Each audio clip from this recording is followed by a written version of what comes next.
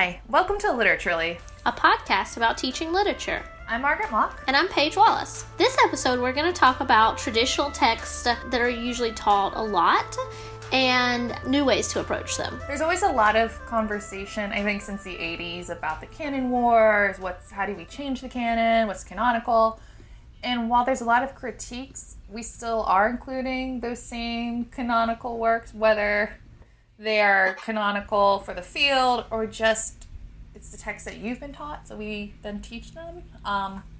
So I'm really excited to talk about this today. I'm also really excited because these are texts that we don't necessarily want to throw away because they're important and they have a place in sort of education. It's like cultural capital. Yeah. That, they're so influential that to know what has happened since, you kind of have to know what the foundation was. Right. But it gets really boring teaching them the same way over and over again, right? And students are bored sometimes when it's their third time reading the Yellow Wallpaper and they're like, yes, this is propaganda, like we got it. And so we want to think about ways that we can come at them with new and exciting methods. Getting off of autopilot in the classroom.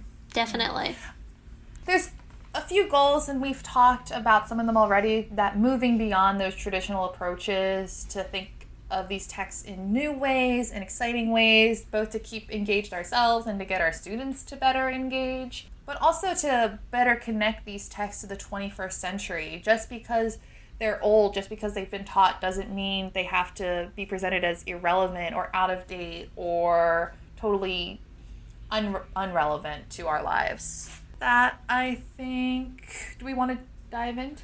Yeah, let's do it. So the two texts we're going to talk about this week are A Room of One's Own by Virginia Woolf and Yellow Wallpaper by Charlotte Perkins Gilman. I have a lot of thoughts on both, which will probably pop in and out. So maybe we can begin by talking about like the sort of traditional ways in which this text is approached. So things that we've done before that we are trying to, expand on in the future.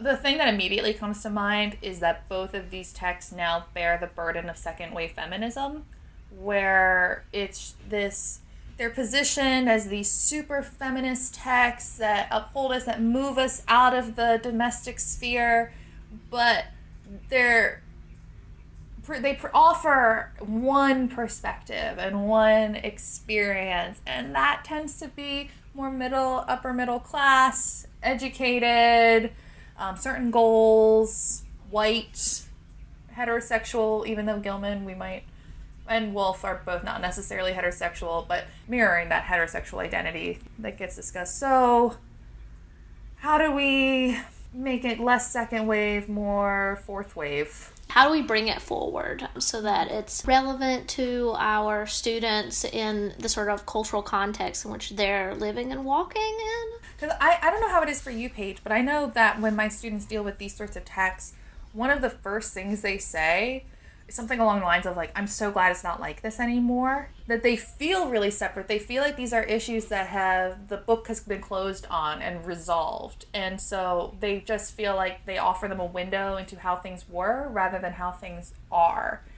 Which isn't always the most useful for classroom because it just kind of leads to patting on the back of we're so much further now. Right, yeah, absolutely. And so I think asking like important questions that expand, so if Woolf is critiquing the ways in which exclusion works, so that her work and the work of women aren't included, what works aren't included today, right? So then that helps. You're still not in the room. Yeah, so that helps us bring it forward so that we can't sort of do that pat on the back where, well, this problem is fixed. We've got a room now. Yeah. We're all in the room at the university, just like she wanted. That reminds me, sometimes I'll do some pairings of Adrienne Rich with A Room of One's Own and her article on revision. So this idea of how we see ourselves or our feminist mission just from our one perspective and how that might be expanded when we look at it from someone who's still on the outside of the room looking in the window. But I still think that's a pretty traditional sort of approach to A Room of One's Own. Something that I was thinking about while you were talking was how texts like A Room of One's Own and Yellow Wallpaper have been revised or reimagined or revisioned in digital spaces. So I know with a Yellow Wallpaper, there are a lot of like sort of fan art, like, or fan culture for that text, like drawings, comic strips.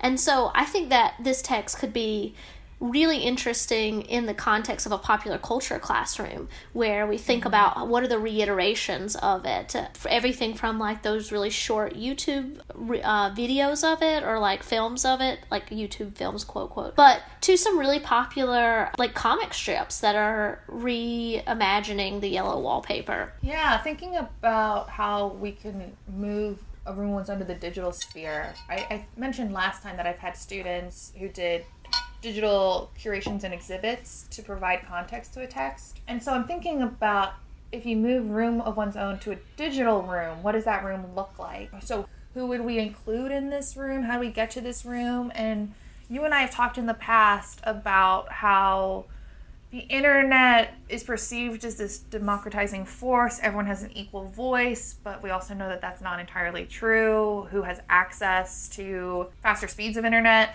Who has access to better resources like cameras, but also just who has the access to decorate their rooms? That's something my students and I talked about in composition classes, that the YouTube vlogs, like, their rooms are luxurious. It's meant to both be like intimate, you're in the room with them, so in their room of one's own, but they're expensive rooms. Right.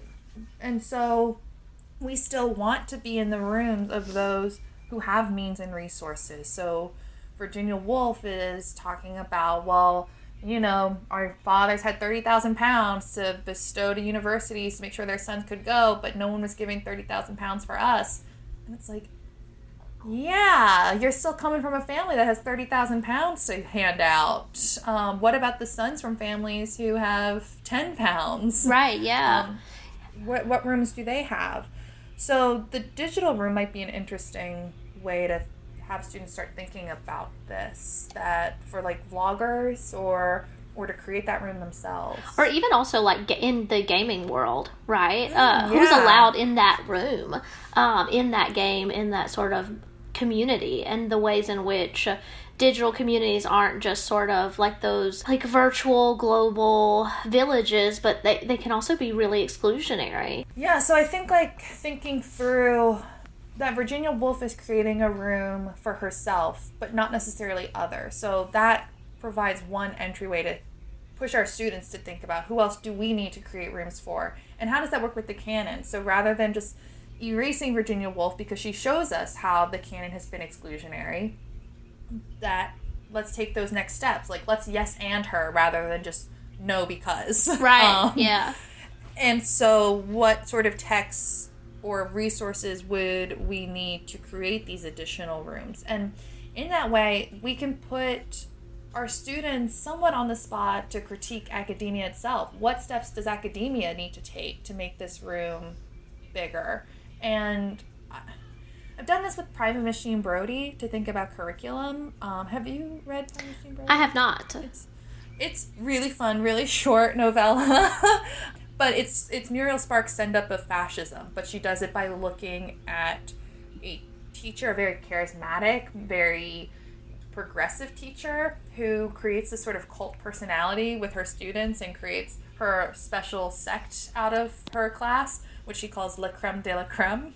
Of course. And she fosters them. She gives them each their own identity. And, you know, that sort of goes awry. But there's a lot of promise in the education she's giving because she's encouraging them to question the roles they've already been given. So the start is good. And so my students and I talk about curriculum with that what sort of curriculum should we be giving students to help them challenge authority without substituting our authority. And I think you could do something with that with a room of one's own, that thinking about the resources available in academia and thinking through academia's complicity in this matter. I think that sounds like a really interesting activity and would also go really well with Adrienne Rich and some of her work. And then I'm always bringing up Sarah Ahmed, but would also go well with her work in Living a Feminist Life. And then some of her newer stuff, which is about the act of complaining or like lodging complaints. I have a follow-up question. So when you teach this, do you tend to approach this as a work of a secondary source, a work of literary criticism, or do you treat it as a primary text? Yeah, that's a good question. So it depends on in what class I'm teaching it. So in the women in lit classes that I've taught, I will use a room of one's own, an excerpt from it, as sort of like an entryway into feminist studies, right? So this is where we're starting. This isn't where we're ending. How we move forward from here. So it's more like a secondary text than a primary. And then in a short story class, I've used an excerpt and paired 50 pages of it with like different short stories.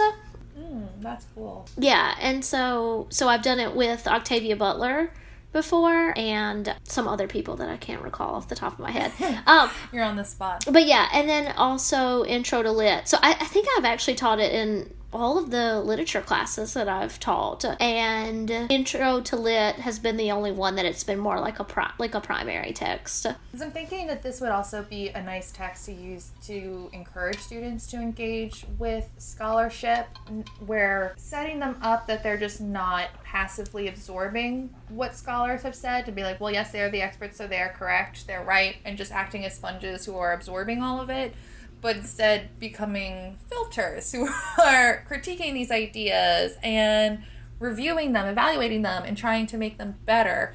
And I think sometimes having that distance to start off with, where it's an idea that on the surface level you agree with. I talk with my students about that, the difference between being persuasive and being agreeable. That, like, in the 21st century, hopefully no one in the classroom is going to say, yes, women don't belong in universities. That's an agreeable idea. So how is she or is she not persuasive in that? And being able to engage with those ideas to start becoming critics themselves. Yeah. I really like that idea of sponge versus filter here.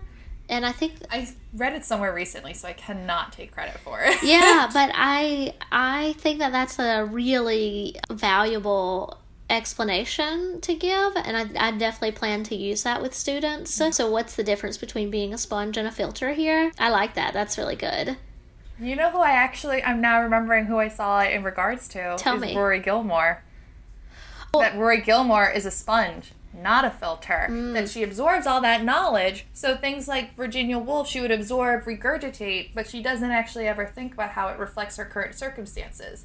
That if we're talking about second wave feminism, fourth wave feminism, privilege, being blind to it, Rory Gilmore has always had a room of one's own. She's had multiple rooms of her own, including a pool house. Right. She always feels on the outside that, why don't they let me in? Yeah, and so I guess now I have an image to go with that for students. So don't be Rory Gilmore. Be a filter, not a sponge. Yeah. That's cool. I like that. Yeah, so do we want to talk about Yellow Wallpaper some? I'm really excited, actually, to talk about Yellow Wallpaper. You know that I feel it's like a long history with Charlotte Perkins Gilman at this point. Her Land has just come up for me again and again as keystone of maternalist fiction. But Yellow Wallpaper is also in that realm. I'm excited. I'll just leave it there. I'm going to turn things over to you before I just lose control of myself. Okay. Okay, so you know how when we were talking about this beforehand in prep, we mentioned, I think that you had the point where you said they write their way out. Yes. And so this idea that this is sort of text that's meant to be propaganda, right? And is really in direct response to the movement for the idea of hysteria in women. And so first, I guess, like, is that very direct sort of conversation you have with students in saying, like, it's not accidental, right? Charlotte Perkins Gilman is really aware of this sort of oppression of women through this diagnosis of hysteria, right? And so I was also thinking about ways for this text to come forward, and I haven't fully fleshed it out, but have you watched any of Hulu's new show, The Great? I just started this morning, actually. Okay, so for our listeners, this is not staged. I didn't tell Margaret to say that, but You also didn't see me lean forward with my face lit up like a Christmas tree. Right, and so I just started it a couple days ago, and I keep thinking about how this sort of dramedy, which is anti-historical and very ironic, could be paired with the Yellow Wallpaper. In this way of thinking about something that's very much a critique, and obviously so a critique. I don't know what happens in The Great because I've only seen the first 2 episodes, but, does this idea of them writing their way out work here? And what does it mean in this sort of genre-bending space where the writers of Here and Now are taking a historical figure and subverting her to maybe write their way out in a very absurd, ironic manner that is completely critiquing toxic masculinity and the ways that we still hold on to that even today? I think it's interesting that you talk about that anti-historical approach almost, because that brings up something I've been thinking about with one of my issues with the way we teach Virginia Woolf's A Room of One's Own, that we sort of accept on face value of like, yes, women were kept out. It's a shame. We've lost so much.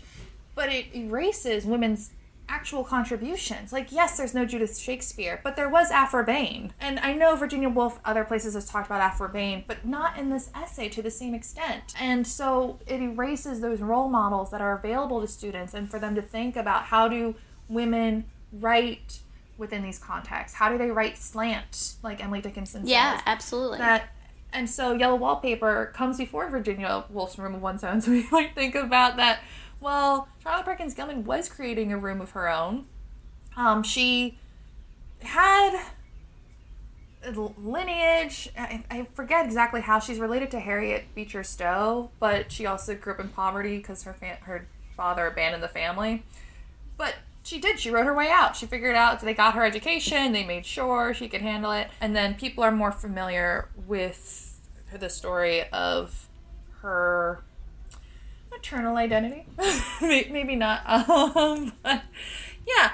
So we have a woman here who's negotiating all of this, and is a very real example. So I want to tie it to The Great because that's been standing out to me. For those of you who haven't watched The Great, they have Emperor Peter's aunt as this quirky, kooky, almost like marginal character in the court, which she was the empress. That she was Empress Elizabeth, who has a very famous reign. She also took power in a coup. and so Peter, she had named her heir because she didn't have one, and she wanted to make sure they didn't take back power from her, and she didn't want to name the actual child that she had deposed of because that would be too much of a threat. And she raised Peter in the court as like a ward of the state. And then when Catherine has her own children, she takes them away too and denies Catherine access to her children because she's not fit as a mother in some ways as the empress in waiting. Right. I guess we can position that way. And so I think you have some ties there of, on one hand, that show is sidelining strong female characters in history, but also ignoring some of those. Obviously on the show, Catherine has not yet had any children. She's not even pregnant, so who knows how they'll handle her maternity, if they do. But it does connect to the idea, I think, of Yellow Wallpaper and what resources and access women had, not just to be writers, but to be mothers. So that control over their own bodily agency, their own political agency, but also their maternal agency. And I think sometimes in our discussions about what women have overcome, we've erased what they did before those obstacles were gone. And so I think sometimes it's great for students just to see that and be like, oh yeah, women were doing the damn thing the whole time. Absolutely, it's not this like story of trauma, but redemption. Like, look at all the cool stuff they did. Women have been writing history. You just haven't been reading it. Yeah, absolutely. I think that's a really interesting point, and definitely took my unfleshed out ideas about The Great and did something really cool with them. So I've just been holding back from texting people all morning saying Elizabeth was empress. Like when they I just need to say this to get out of my system. Feel free to cut it out of the podcast, but when they show the dead body of his mother in that first episode. Oh, dear Lord. His mom died when he was like 3 months old. He never met her. And then his dad died when he was 11. His whole hang up with his mommy issues is not a thing. Just like, we had these strong women characters. Why do we have to deny their agency to make them stronger? To what you were saying, conform to 21st century values, rather than seeing how our 21st century values are built off of what they did. Which I know I've been talking a lot, but I'm just going to No, you're fine. Because this is what I think is so useful with Charlotte Perkins Gilman. That she's a racist, she's a nationalist, she's a xenophobe, but she's also an early feminist. She's a suffragette, she's a political agitator. And I think it's important for students to see all of that together, all those different facets, to understand that our 21st century values are built on this complicated, problematic legacy.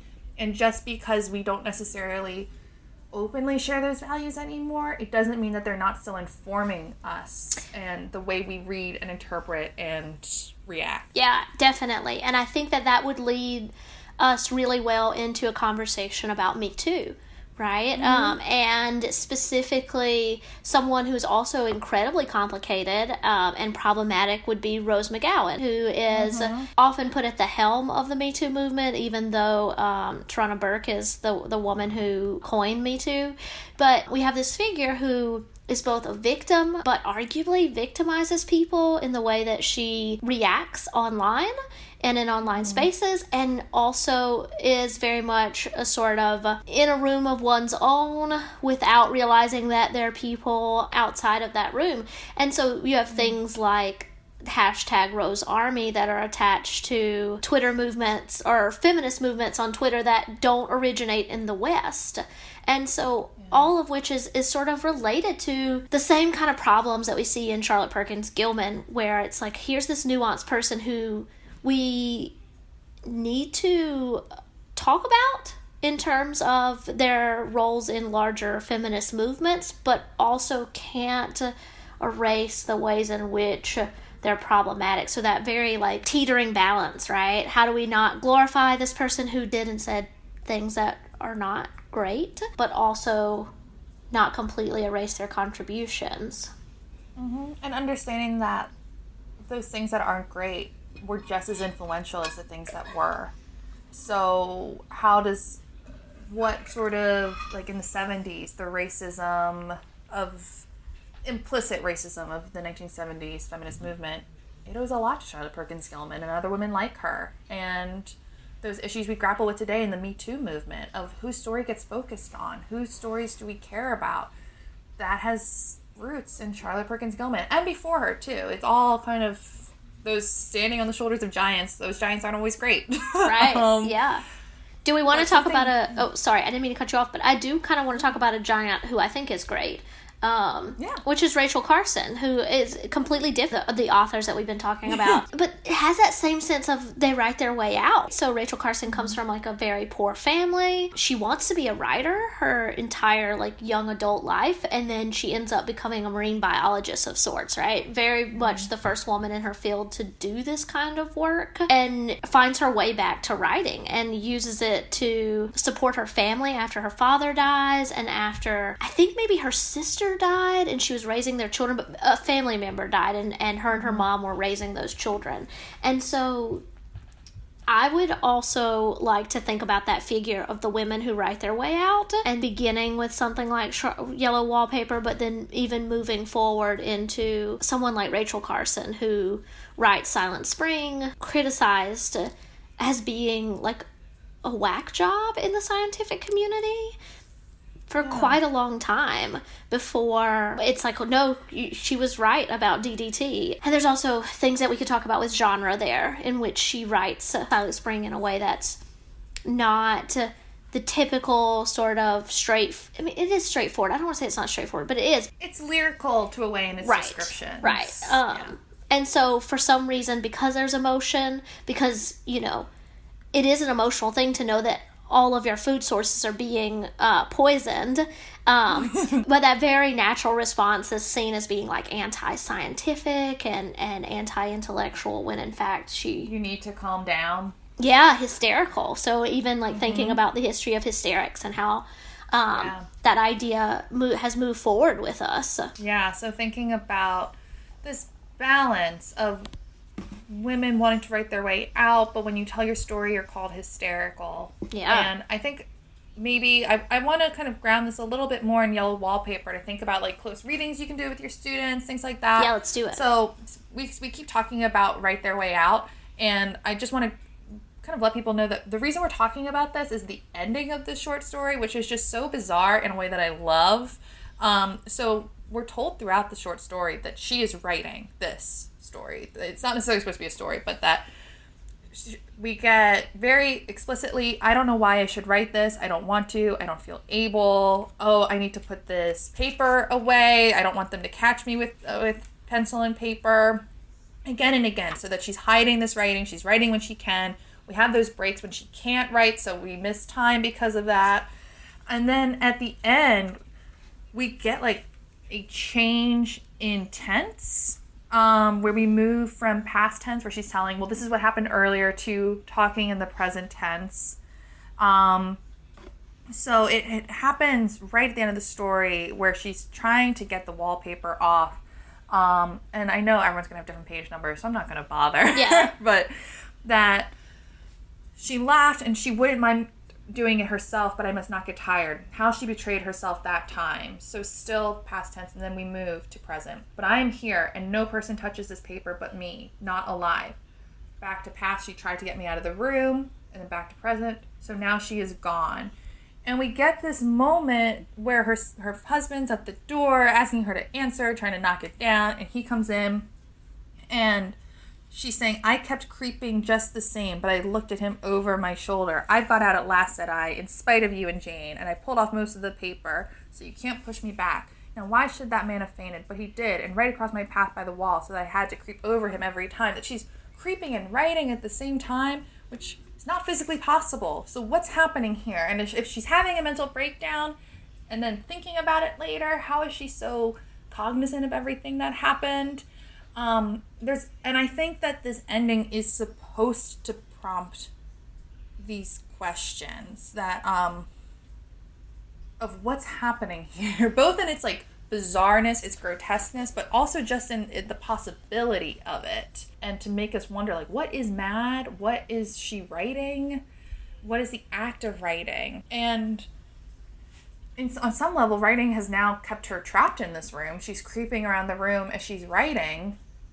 And so is it writing that has trapped her, or is it writing without community? That every person she has encountered has denied her community, which kind of ties back to what you were saying about Rose McGowan.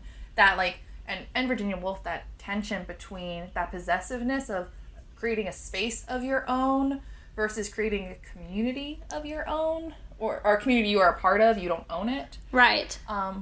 That she has no community, so can she write her way out if she's not able to build a community while she does so? I think that that's a really important point. And then also, I guess, like, thinking about like how we build communities and what happens when you try to be the helm of that community, right? Mm-hmm. And so again, I'm thinking about like Hulu shows. So I'm thinking about Miss America and Phyllis Schlafly, right? So not just being a part of a community in which you are a part of all of these like integral parts, but being the helm of a community in which you're steering the direction of it in a way that like your perspective is most important. And so that's really rooted, I think, in second wave feminism as well. Because to push forward your own perspective is to freeze everybody else's. Yeah. It has to conform to yours, so there can't be any growth or change or evolution. Like, multiple perspectives allows for that change. And so thinking about, if we pair Virginia Woolf's A Room of One's Own and we think about Yellow Wallpaper, she's writing in a room of her own. Yeah. And it doesn't work out. This is a privileged woman who seems to have everything.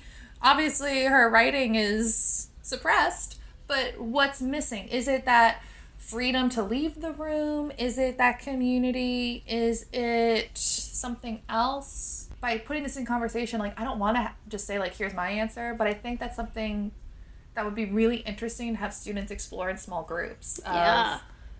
What's missing from this room? Right, absolutely. I think that's a really hard question to answer. And I think it's hard to answer because it requires a sort of, like, community analysis, right? To say, like, what is missing from this room? Because Charlotte Perkins Gilman obviously has her answer, which is writing, except for the fact that the woman does write in it. Right. And that's something that I always think about, that this is a story about why women should be allowed to think and work and write.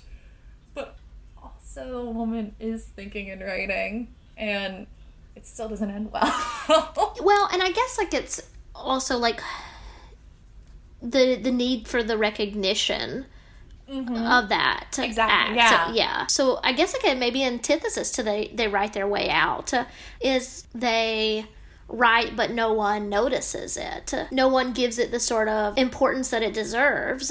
And so then do we get this, like, really strange ending, like in the Yellow Wallpaper, where she's writing but also going mad. And now I just keep thinking about this desire for community, which I don't think Charlotte Perkins Gilman is intending necessarily, but that woman in the wallpaper, is she trying to imagine community? That, well, here's a woman who knows what I'm going through, and she doesn't have access to those women, so she has to create it, and that drives her to madness. That the women who are available to her, her sister-in-law, her nursemaid, whoever, her mother, they're not helping her. They're not enabling her. They're continuing her suppression. So there's no community there. Sure. And I think that really makes me think back to our first points about the digital, right? Bringing the digital into this, and, like, how the internet can help you create community, but also sometimes that community is just the woman in the wallpaper because it lacks some sort of, like, real anchoring. Which then also might go into the dangers with creating your room on the internet, is that you're creating that echo chamber. So the woman in the wallpaper being a mirror of yourself, even if she's not actually a mirror, she's other people with the exact same perspective, how that can lead to a certain kind of madness. Yeah, absolutely. That's so good. So maybe this is actually, when we pair these together, we can start talking about the need for diverse, inclusive communities when we're creating our canon, when we're creating our places of discussion and cultural conversation. I think it's something we're grappling with. Like, obviously, nobody has a perfect way of making inclusive communities. There's no exact roadmap, and we know that Charlotte Perkins Gilman would certainly not want us to make this endeavor. Margaret, tell us how you feel about Charlotte Perkins Gilman. I mean, I love how weird she is. But girl was a racist. Is also a useful way, I think, I will say this. So this is not about teaching Yellow Wallpaper, but when I teach Harlan, we get through the whole novel. My students love how feminist it is. It's a feminist utopia. Everything's so scientific and organized and cultured and peaceful and great. And yeah, wouldn't it be great if women ruled the world? And then we read criticism of her political perspectives and agendas, and how one of her concerns with wanting sort of kindergartens and wanting more help for working mothers was that she didn't want Eastern Europeans or women of color raising white children, because she thought that would lead to a bad effect. She didn't want a lot of types of immigration. She was basically a white nationalist. Yeah. And we talk about that. Yeah, so now let's look at her work again. All the women she depicts are white. Not just that, they're described as Anglo, or Aryan, rather. They're described as Aryan. There's no disabled people. There's no queer people. There's no one with intellectual disabilities. And so, yeah, there's a nice feminist utopia, but only if you look and act a specific way. And so her communities for women who want to write would be still so limited. And I think we could talk about that, would still lead to madness. I feel like I've learned so much just talking through these ideas with you, that now I would be really excited to teach these texts. I know. Now my dream syllabus might just be... I know. And so, yeah, I guess, like, that's the goal, is to get excited, right? To get off autopilot for it. So, do we have anything we want to add before we switch to our dream syllabi? I'm not sure. I would just say Yellow Wallpaper is also fun, I think, with students. you have intro students to think what you said before about what they're doing intentionally and not intentionally. Obviously, Charlotte Perkins Gilman has a very clear political goal when she writes this, so there are things very consciously done. But there's also some things that you can kind of more easily question with your students, like that name change that we've talked about, that her sister-in-law is Jenny, and then at the end it's Jane, where it's like, well, is this an error? Is this right the woman in the wallpaper? Is this her own name? And so it allows sort of for that play with your students of close analysis and reading, but you also get to take away the role of the author's authority, final say about things, that you can bring in that possibility of authorial error. Yeah. Was she so focused on her political goal that she just messed up? Yeah, and I think that introducing some of that, like, that play between the two different readings, or, like, not readings, but, like, the questioning versus here it is as a propaganda message is really interesting when you give them, like, the two different perspectives. And so I think that you could even do an activity where you give a student a set of materials that look at it, like the history of hysteria, and, oh, it's very definitely this thing, there's no play with it. And then what about the other half of the class gets a different, that sort of questioning perspective. And so how they can both then come together at the end and kind of talk through those two different views of it. And I think you could use a lot of, again, I mentioned that there are a lot of comics like that, like, creators have made on the internet about the Yellow Wallpaper, and then a lot of, like, fan depictions, whether that be, like, short YouTube videos of it, like, in which they're enacting the scenes from it. And so there are a couple that are very, like, this is a horror, and so that would really go with the questioning one, right? Who is it at the end? Who's that figure? And then there are versions of just, like, drawings and paintings that people have made individually. And I think, like, giving our students those, like, I like to do the packet thing where I give them 2 packets of very different information, split them up, and have them come to their own conclusions, and then reconvene and say, like, wow, look at all the different ways we've interpreted this text, and there is no sort of set right way to approach it. I think that would be really cool to do to, like, an intro to English studies or intro to literature class, to get them to think about the ways we analyze. That would be really fun. And then also, I was just looking at, I tweeted it, but it's where people have drawn their isolation maps. So where they've gone in their house or their neighborhood, and there are a lot of really cool takes on that. But I think a room of one's own would also be really interesting in considering the pandemic right now. That's what I was about to say. I can't believe we didn't talk about the pandemic with either of these. Yeah, and so I think that those could really work in an intro to English class, that having them draw the room of their own, especially when we're working in a digital or virtual classroom space, right? And pairing that up with an activity like those isolation maps would be really interesting. To kind of build on that too, with the idea of, like, transporting to different modes, that I think for an intro to literature course, you could also bring in this question of what genre is this, that you kind of alluded to, like, some are horror, some are gothic, some are propaganda, maybe there's something there with, like, mental illness, depictions of mental illness, whatever, and have students create their own adaptation using the genre as a guide. So how do you make, like, a horror film of this? How do you make a visual depiction of mental illness, like the experiences with that, etc. But so basically what we're saying, we're going down this rabbit hole of all the other things you can do to keep this text fresh and exciting. Yeah, and so, for anyone that's listening, assuming that we have more than one listener, which would probably be, like, my husband. But anyway, just jokes.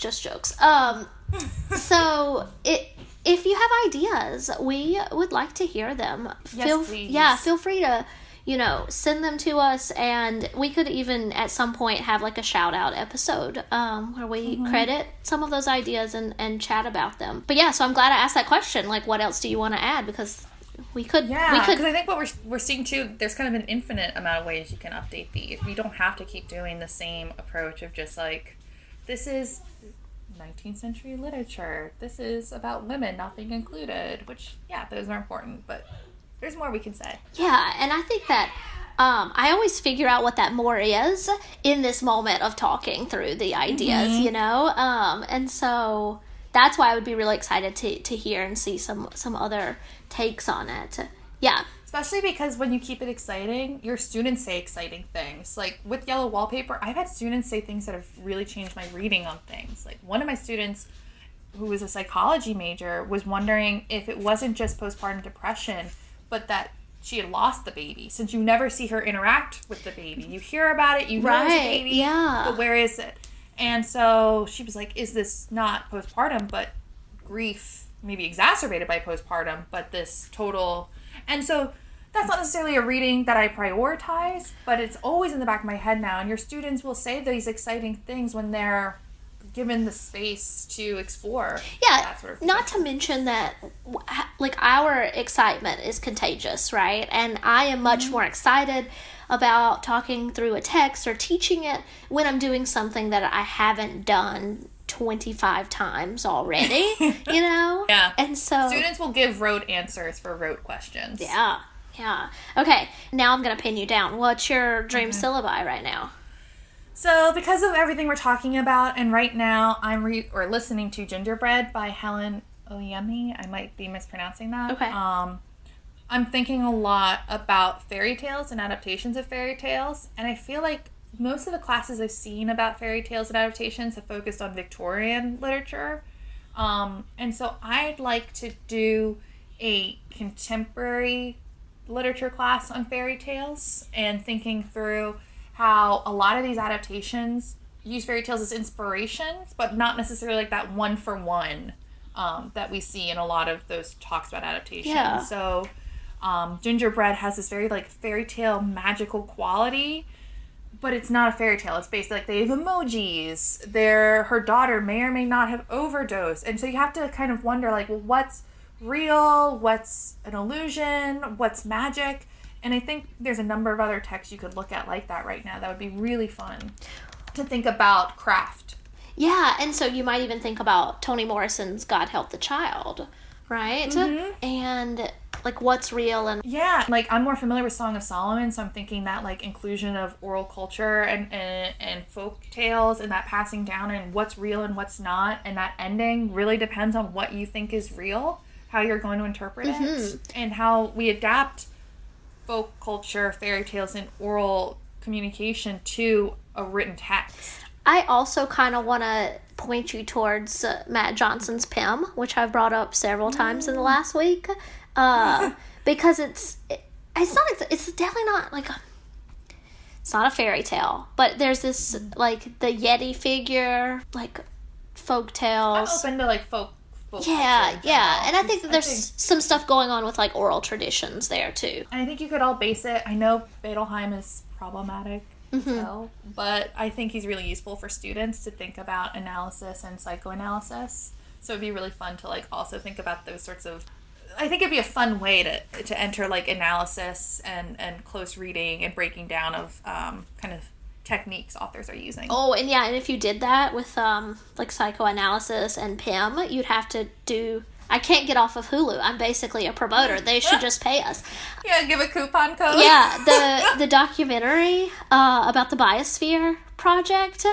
Oh, yeah. I have not watched it yet. But I think that could be really interesting, all of that. I don't know how you, like, you know, I think maybe I veered a little from your fairy tale adaptation, but it would be, if we're thinking about, like, ways to rejuvenate popular themes, it would be a different way of approaching that fairy tale adaptation sort of syllabi. Yes, I want to hear about your syllabus or dream course. Mine is not that exciting. I randomly was thinking about this really terrible paper I wrote the first semester of grad school about Sense and Sensibility and how it was so like the marriage plot, I read it as an enforcement of the scientific method, right? So the sort of steps of the scientific method, and how they played out through that marriage plot. So, good, maybe a good idea. I don't know, I have to revisit it, but I think I might be interested in a class that looked more in depth at the marriage plot, and kind of paired it with, I kind of want to pair it with some sort of science-y thing, but I don't know if, I know that paper was bad, so I'm not sure if it would play out well or not, but it's something I'm interested in right now. Something, if you went down that route, that could be interesting to incorporate is Matthew Arnold's, I forget the title, something with culture, but one of the things he argues is that Ireland is like the hybrid of the Britannia Germanic marriage fusion, that it's almost like the child of England and Germany. Or no, I'm lying. I take everything I said back.